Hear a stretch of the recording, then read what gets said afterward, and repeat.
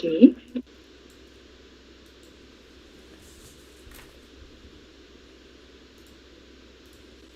Patrícia, pode iniciar então a transmissão.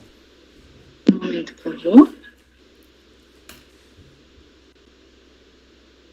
Transmissão iniciada, presidente. Ok, Patrícia, obrigado. Bem, colegas, vamos dar início à sessão do julgamento da segunda turma ordinária da quarta Câmara da segunda sessão do CARF, do período da tarde do dia 5 de abril de 2022. Participarão dessa sessão de julgamento os conselheiros, e na seguinte ordem: os conselheiros Francisco Ibiapino Luz, Gregório Heckmann Júnior, Rodrigo Duarte Firmino, Ana Cláudia Borges de Oliveira, Tiago Buschelli Sorrentino, espero que tenha acertado a pronúncia, Tiago, e Dene Medeiros da Silveira. O conselheiro Tiago é um suplente convocado, e o conselheiro Rodrigo Duarte Firmino, ele é um conselheiro novo na turma, tomou posse agora em março, né, Rodrigo? Foi em março que você tomou posse, né? Mesmo. E tomou posse na Câmara Superior, inclusive, pela Câmara Superior. Então não vai ser dado posse. Geralmente o presidente da turma, quando o conselheiro inicia na turma, ele dá a posse para o conselheiro, mas você, Tiago, Rodrigo, já tomou posse, então essa formalidade não será necessária agora. Bem, colegas, essa reunião, essa sessão de julgamento da tarde do dia de hoje é apenas para julgarmos 3 processos que estão na pauta desta tarde, até porque a pauta da tarde só tem 3 processos. São processos em relação aos quais dá determinação judicial para que os recursos sejam julgados. Lembre-se que os auditores fiscais estão numa mobilização e por conta dessa mobilização não estão tendo reuniões no CARF, desde janeiro não estão tendo reuniões no CARF, mas essa sessão agora da tarde são para julgar esses 3 processos, em relação aos quais dá determinação judicial para julgamento dos recursos. São 3 itens, então, da pauta. São os itens 115, 116 e 117. Para a pauta dessa tarde, nós deixamos apenas esses 3 itens, que são os com determinação judicial para julgamento do recurso. Itens 115, 116 e 117. 115 e 116 são de minha relatoria, e o item 117 de relatoria do conselheiro Gregório. Então nós vamos fazer o julgamento na ordem da pauta. Vamos iniciar pelo item 115. O item 115 é da Usina Santa Fé S.A. Usina Santa Fé S.A., item 115 da pauta. Eu já disponibilizei para vocês a minuta do meu voto na pasta T, na pasta compartilhada. Vocês já estão com o voto? Conseguiu, Tiago, pegar o voto já? Acesso ao voto? Vocês vão ver, colegas, nesses 2 casos, nesses 2 processos, meus votos são curtos, são questões assim relativamente tranquilas, tá? Então vamos iniciar o item 115 da pauta da Usina Santa Fé S.A. Eu vou fazer um resumo apenas do relatório e já passo para o voto. Item 115, então. Trata-se de auto de infração referente a contribuições devidas à Seguridade Social. Eu vou ler só essa parte destacada em amarelo. O relatório fiscal informa que as contribuições foram calculadas mediante a aplicação da alíquota de 2,6%, a parte da empresa de 2,5% e mais o SAT e RAT de 0,1%, sobre as receitas decorrentes de exportações efetuadas através de empresas comerciais transportadoras. Informa ainda que o lançamento foi feito com o objetivo de afastar a possibilidade de decadência, já que o crédito tributário está com exigibilidade suspensa em razão do sujeito passivo ter depositado judicialmente de forma integral os valores correspondentes. Então essa parte de 2,5% que é decorrente das exportações, a contribuinte ingressou na justiça para discutir essa contribuição. Tá? A autuada, então, apresentou impugnação e, dentre as várias alegações, se vocês examinarem no relatório, eu trago todas as alegações da impugnação. Em todas elas, basicamente, a única coisa que é questionada pela contribuinte é a multa que foi lançada, aquela contribuição que está sendo discutida judicialmente, e mais a multa de ofício, né? E a contribuinte está discutindo na impugnação apenas a multa de ofício. E aí ela diz no início da impugnação assim que não há identidade de objeto entre a demanda judicial, aí eu coloquei entre colchetes a alíquota de 2,6%, e a administrativa, né, que é a multa de 24%.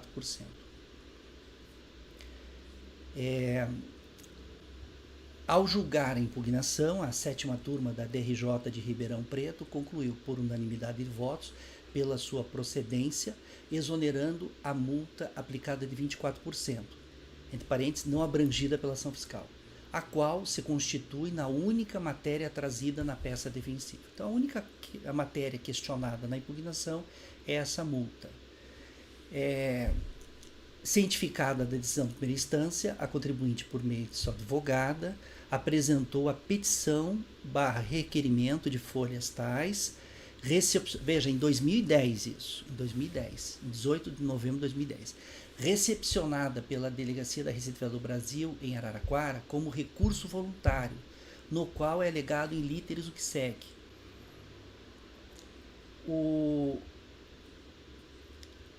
A contribuinte alega o seguinte: quando ela foi intimada do resultado da decisão de primeira instância, que afastou só a multa e manteve o principal, nessa intimação que foi apresentada para a contribuinte, foi dito o seguinte, foi dito que a contribuinte, ela, ali no item 4 da transcrição, eu não vou ler todas as alegações do recurso que eu coloquei no relatório, vou ler aquele item 4 ali.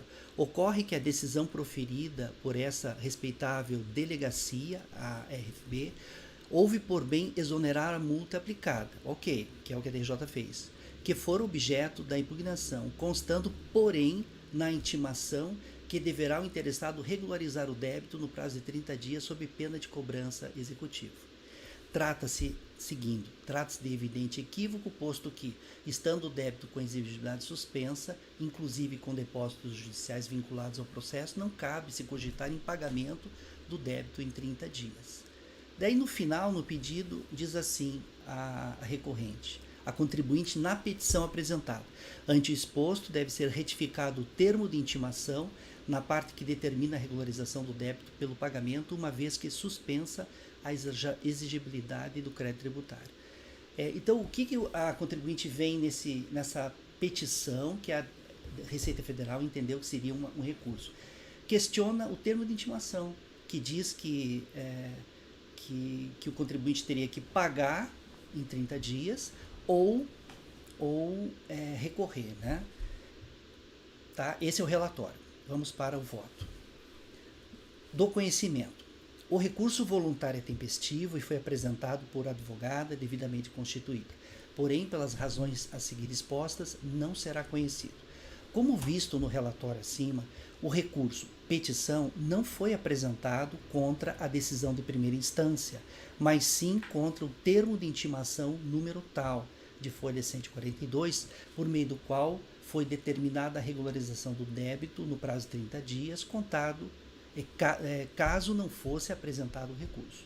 Em sua petição, argumenta a contribuinte que a exigibilidade do crédito estaria suspensa, inclusive com depósitos judiciais vinculados ao processo, não cabendo se cogitar em pagamento do débito em 30 dias.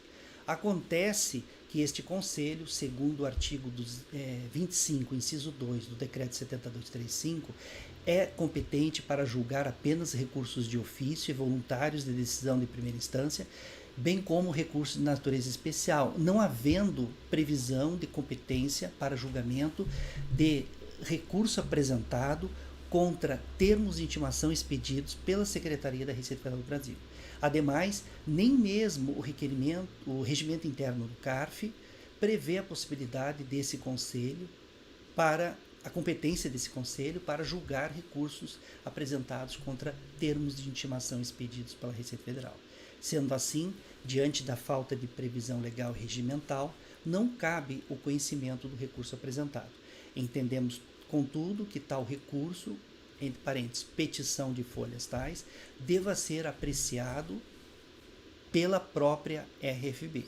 Tá? Isso posto, voto por não conhecer do recurso voluntário. E um detalhe, colegas, em que pese No termo de intimação é dito que o contribuinte teria que em 30 dias ou pagar ou entrar com um recurso.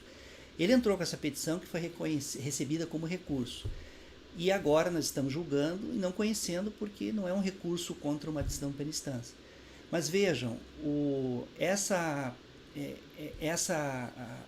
petição, por conta dessa petição, e pelo fato do processo estar sendo julgado só agora em 2022, o processo, de qualquer forma, ficou 12 anos parado. Né? Então, se o contribuinte pretendia uma suspensão por conta dessa petição, ela ocorreu, né? 12 anos parado, deve ter sido... Eu não consultei o processo judicial, já deve ter sido finalizado. E é aquela questão envolvendo exportação por trade company, que já é uma questão superada aqui no CARF, né? Então eu não estou conhecendo do recurso voluntário e transfiro para a Receita Federal analisar essa petição aí, né? Que não é uma petição que deveria ter sido encaminhada para nós e eles mesmos resolvida essa questão da petição. Então, para o item 115 da pauta, eu estou votando no sentido de não conhecer do recurso voluntário. Alguém gostaria de fazer algum comentário em relação ao voto, em relação ao processo? Não? Então, vamos lá. Francisco, como que você vota? Acompanho o relator. O relator é Gregório. Acompanho. Rodrigo. Senhor presidente, acompanho o relator, perfeito o voto, e apenas com destaque que se trata tão somente de um ato administrativo como qualquer outro praticado dentro da delegacia, que pode ser perfeitamente se resolver por ali mesmo, como bem colocado pelo relator. Perfeito. Ana. Acompanho. Tiago. Acompanhe, presidente. Ok. Então, colegas, para o item 115 da pauta, ficará assim o resultado. Só um instantinho.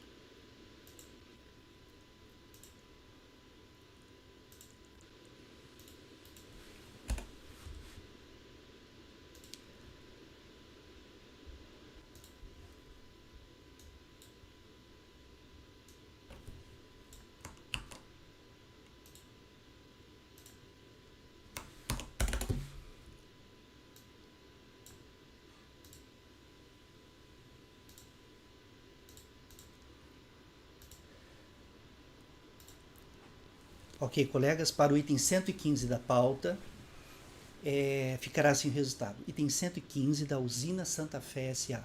Acordam os membros do colegiado, por unanimidade de votos, em não conhecer do recurso voluntário nos termos do voto do relator. Quando é assim por intempestividade, por ilegitimidade recursal, alguma coisa, eu coloco já no dispositivo. Mas aqui é uma situação bem peculiar, né? Eu estou consignando no dispositivo apenas que o conhecimento está sendo feito nos termos do voto do relator. O próximo item da pauta é o item 116 do contribuinte João Bosco Araújo de Souza Júnior. João Bosco Araújo de Souza Júnior, item 116. É um caso tranquilo também, envolvendo despesa com instrução. Já disponibilizei o voto para vocês, a minuta do voto. Deixa eu iniciar a leitura, então. Colegas, essa bebida que eu estou tomando aqui, ela é meio amarelada, mas é um energético, tá? Não é uísque, por exemplo.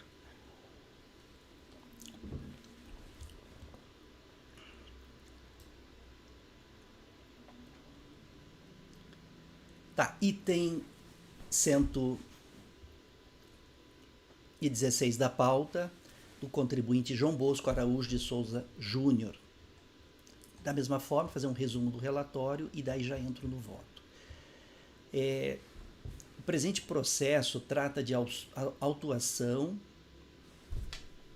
lavrada em face ao contribuinte acima qualificado, conforme notificação de folhas tais, para cobrança de imposto de renda pessoa física suplementar do ano calendário 2011, que reduziu o imposto de renda pessoa física a restituir para R$ 9.913,94. O lançamento de ofício decorreu de procedimento de verificação do cumprimento das obrigações tributadas pelo contribuinte, tendo sido constatado deduções indevidas com dependentes e instrução. Então, teve duas situações aqui apontadas pela fiscalização. A fiscalização fez glosa de dedução com dependente e glosa de despesa com instrução, tá? Dependente e instrução. Cientificado da decisão da exigência tributária, o sujeito passivo apresentou impugnação. Ao julgar a impugnação, a 4ª turma da DRJ em Belém, Pará, concluiu por unanimidade de votos pela sua procedência em parte, sendo reconhecida a dedução de dependente no montante de R$ 1.878,64. Então eram duas situações, né? Glosa de dependente e glosa de despesa com instrução. A glosa com dependente foi acolhida, né? Foi reconhecida pela DRJ. Então veio para nós só despesa com instrução. Cientificado da decisão de primeira instância, o contribuinte interpôs recurso voluntário. E ele, em literis, traz o que eu coloquei ali no relatório. O recurso inteiro, basicamente, dele é isso aí. Eu vou ler só a parte ali destacada em amarelo. Da detida análise dos autos, de fato, a mera apresentação do contrato de prestação de serviços educacionais, isoladamente, pode gerar dúvidas no julgador acerca da concreta prestação dos serviços. As provas que este recorrente fará juntar aos apresentados são. Então, aqui aconteceu o seguinte: por que a DRJ não aceitou a dedução da despesa com instrução? Porque o contribuinte carregou aos autos apenas o contrato com a instituição financeira, a instituição de ensino. Não trouxe comprovante de pagamento, né, uma declaração, um recibo, não trouxe nada, só o contrato. E a DRJ ainda fala que documentos que poderiam ter sido apresentados, tal. Aí, em sede recursal, em atendimento ao que foi dito pela DRJ, no acórdão recorrido, o contribuinte complementa a prova, o material probatório, e traz mais documentos. Colegas, eu tenho por princípio aqui o seguinte: quando o contribuinte não traz nenhuma prova no processo e traz um recurso, eu tenho uma certa dificuldade de aceitar a prova nesse momento. Mas quando o contribuinte faz prova para a DRJ e a DRJ fala assim, olha, tá, apresentou isso, é importante, mas faltou mais um documento, aí o contribuinte no recurso complementa a prova, eu aceito, tá? Eu entendo que aí é o caso de aceitar. Então, eu aceito essa complementação de prova. Tá, vamos ao relatório, vamos ao voto. Então, esse foi o relatório. Do conhecimento, o recurso voluntário é tempestivo e atende aos demais requisitos de admissibilidade, assim dele conheço. Da dedução com instrução. Vejamos primeiramente o seguinte excerto do julgado da COR. Diz assim a DRJ. Ora, o contribuinte poderia ter anexado declaração do Centro Universitário de Ensino Superior do Estado do Amazonas, discriminando os valores pagos mês a mês durante o ano calendário 2011. Também os boletos. Então, veja, a DRJ diz, podia ter trazido uma declaração do Centro Universitário falando que você pagou, né? Seria tipo um recibo da instituição. Também os boletos de pagamento das mensalidades ou os extratos bancários seriam considerados. Contudo, o sujeito passivo limitou-se a anexar às folhas tais o contrato de prestação de serviços, o qual não se presta para efeito de comprovação. E diz ainda a DRJ, dessa forma, a utilização para caracterizar despesas com instrução, sem a prova dos desembolsos representativos dos pagamentos supostamente realizados, autoriza a glosa da dedução requerida a esse título e a tributação dos valores correspondentes. No presente caso, pelos motivos acima expostos, não estou convencido que esses documentos retratem a veracidade dos fatos. Essa foi a posição da DRJ. E acertadamente, na minha opinião, com base nas informações que a DRJ tinha. Conforme se observa, a decisão de primeira instância manteve a glosa da dedução com instrução por falta de comprovação da despesa, visto que o recorrente apresentou apenas o contrato de prestação de serviços educacionais. Insta observar que o motivo determinante da fiscalização para a glosa da dedução com instrução foi a não apresentação de documento comprobatório da despesa. Confira. Ali eu trago o trecho ali do relatório que acompanha o auto da infração. Importante, colegas, toda vez que a fiscalização pede a comprovação do desembolso do valor, do efetivo pagamento, eu exijo aqui, tá? É questão de despesa médica, por exemplo. O contribuinte gastou lá 10 mil com fisioterapeuta no ano e apresenta um recibo de 10 mil reais. A fiscalização entende que aquele recibo por si só não é suficiente, porque o valor é muito alto, e pede um complemento de prova, como um extrato bancário, mostrando que aquele dinheiro saiu da conta bancária, ou uma transferência bancária para o fisioterapeuta, mostrando que o contribuinte teve o ônus, ele pagou, arcou com aquele valor, eu exijo aqui. No caso presente, a fiscalização apenas, como vocês podem ver, apenas ela pediu a comprovação da despesa, né? Assim, ela diz assim, ó, dedução indevida com despesas de instrução, glosa do valor.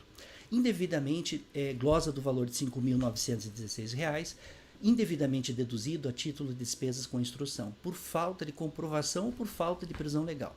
E complementa dizendo assim, o contribuinte atendeu ao termo de intimação fiscal, porém não apresentou o documento comprobatório das despesas com instrução mencionada em sua declaração de ajuste anual. Então, só diz isso, não apresentou documentos comprobatórios, né? Pois bem, em complemento à produção probatória, o recorrente juntou ao processo, com seu recurso voluntário, os seguintes documentos. Declaração para imposto de renda emitido pela instituição de ensino, folha 60, comprovantes de pagamento com recibo bancário, diploma de bacharel em direito. Aqui era a filha dele, que acho que era a filha, não conferi isso, que estava fazendo um curso de odontologia. E essa moça que estava fazendo o curso de odontologia, que tinha sido glosada pela fiscalização e a DRJ reconheceu a dedução do dependente e manteve. Então essa despesa é com aquele dependente que tinha sido glosado, mas que a DRJ reconheceu. Então, a diploma de bacharel em direito, em odontologia, histórico escolar, carteira do Conselho Federal e Regional de Odontologia. Compulsando esse material probatório, vê-se que a declaração firmada pela instituição de ensino supre a falha probatória apontada pela fiscalização, uma vez que, mesmo sem discriminar valores mês a mês, informa o valor que teria sido pago pelo recorrente no ano letivo de 2011. Aqui é ano calendário 2011, colegas. Com mensalidades de curso de odontologia em favor de sua dependente, Luciana Levintal Oliveira de Souza, nos seguintes termos. Aí está ali um trecho que eu extraí da declaração. Declaramos para os devidos fins que o senhor João Bosco Araújo de Souza Júnior, portador do CPF número tal, pagou a quantia de R$ 12.667,40, referente às mensalidades do curso de odontologia do aluno Luciana no ano letivo de 2011. Tá? E aí, junto com esse documento, tem o diploma mostrando que ela se formou no ano seguinte. Ele trouxe carteira do conselho, mostrando que ela se registrou no conselho. Então, aí eu digo, cabe destacar que os documentos de folhas 75 a 78, esses 75 e 78 são são o diploma e o histórico escolar e a carteira do Conselho de Odontologia, corroboram a realização do curso de odontologia no ano de 2011, visto que a conclusão do curso se deu em fevereiro de 2012, segundo consta no diploma. Ano, isso é importante dizer, ano que a dependente do recorrente completou 22 anos. Tá importante essa questão da idade, porque a dedução de instrução com dependente é até 24 anos, né, se estiver fazendo curso superior. Então, nesse ano, 2011, ela completou 22 anos. Contudo, aí eu esclareço, os comprovantes de pagamento de folhas 61 e 74, por si só, não seriam suficientes à comprovação, pois não informam que os pagamentos foram efetuados pelo recorrente e nem fazem menção estando em ensino. É que o contribuinte trouxe aqui uns comprovantes de pagamento, mas é assim, é um extratozinho de comprovante de pagamento que não tem o nome da instituição, não tem o nome do contribuinte, só tem o valor. E um recorte de um boleto que também não tem o nome da estudante, mas não tem o nome do contribuinte. Então são documentos que por si só, esses comprovantes assim não atestariam. Mas se associarmos esses comprovantes com o restante da produção probatória, aí eu acredito que, na minha opinião, supre a falha apontada pela fiscalização. Eu concluo. De qualquer modo, em face do motivo determinante da fiscalização para a glosa, entendemos que a declaração da instituição de ensino, associada aos demais elementos de prova apresentados, se mostra hábil, no presente caso, a comprovar a despesa glosada. Isso posto, voto por dar provimento ao recurso voluntário. Então aqui estou restabelecendo a dedução da despesa com instrução. Alguém gostaria de fazer algum comentário? Ou algum comentário em relação ao processo, em relação ao voto? Não? Então vamos à coleta dos votos. Francisco, como você vota? Acompanho o relator. Gregório? Acompanho. Rodrigo? Senhor presidente, acompanho a relatoria. Ok. Ana, como você vota? Acompanho o relator. Ok. Tiago? Acompanhe, presidente. Ok. Então, para o item 116 da pauta, ficará assim o resultado.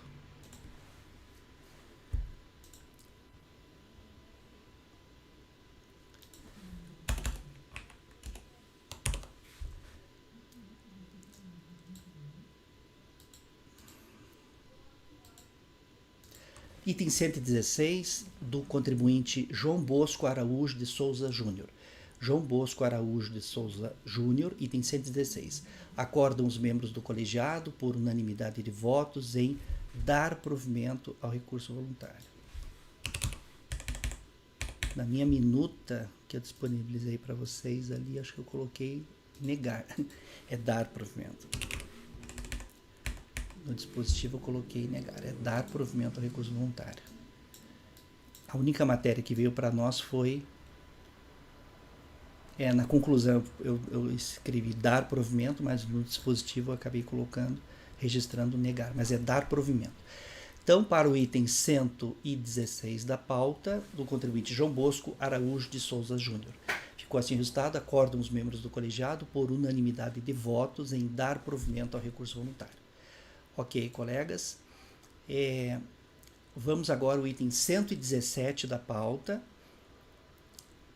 de relatoria do conselheiro Gregório. O item 117 é da recorrente HE Engenharia, Comércio e Representações Limitada. Está lá na pasta, né, Gregório? Eu não busquei lá ainda na pasta. Tá sim. Só um pouquinho, Gregório, deixa eu só pegar aqui, porque... Tá, já vi ali, tá certinho. Só um instantinho.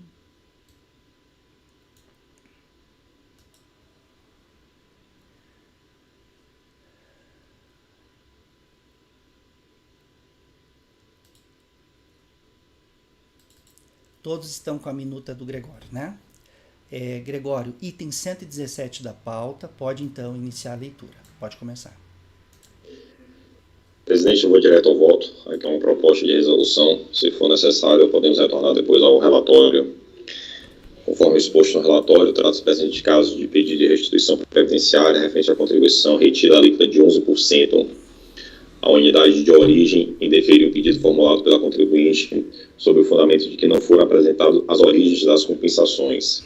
Cientificada dessa decisão, a contribuinte apresentou a sua competente defesa administrativa, a qual, após a realização de diligência fiscal, foi julgada improcedente pelo órgão julgador de primeira instância nos termos do acórdão 1681432.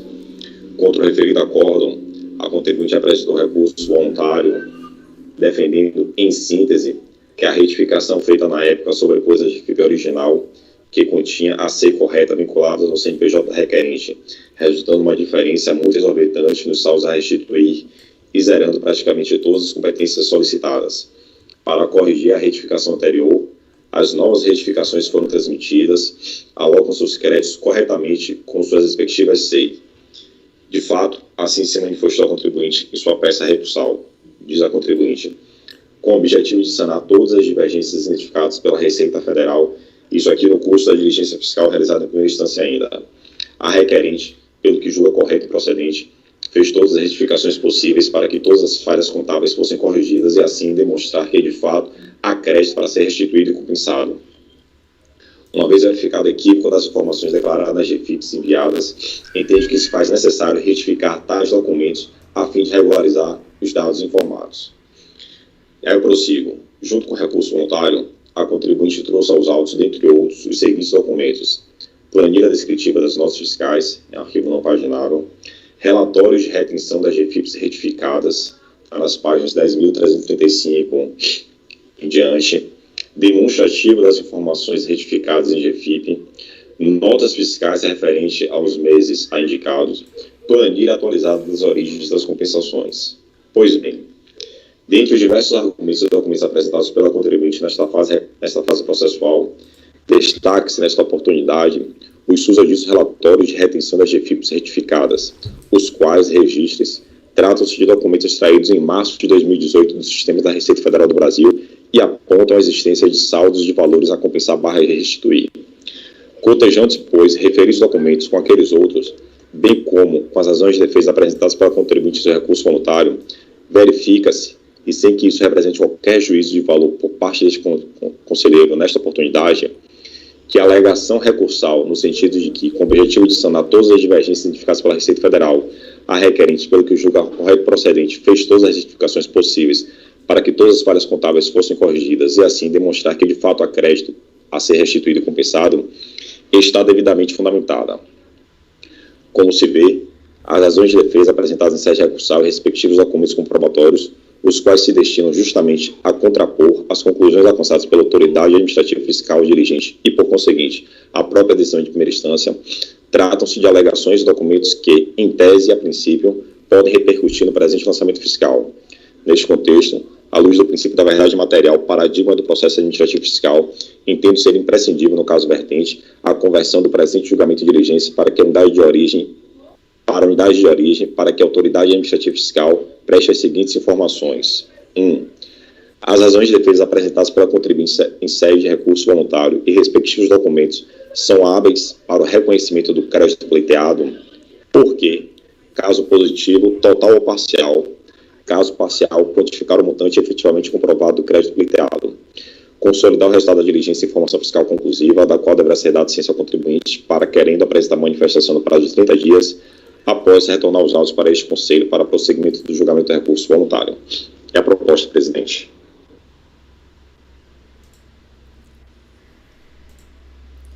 Ok, Gregório. Em certas situações, a gente não tem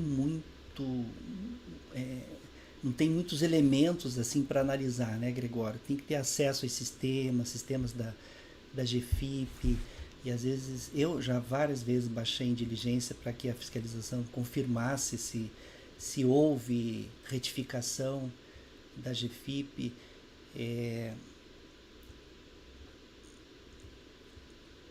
Nesse caso aqui eu também não vejo assim.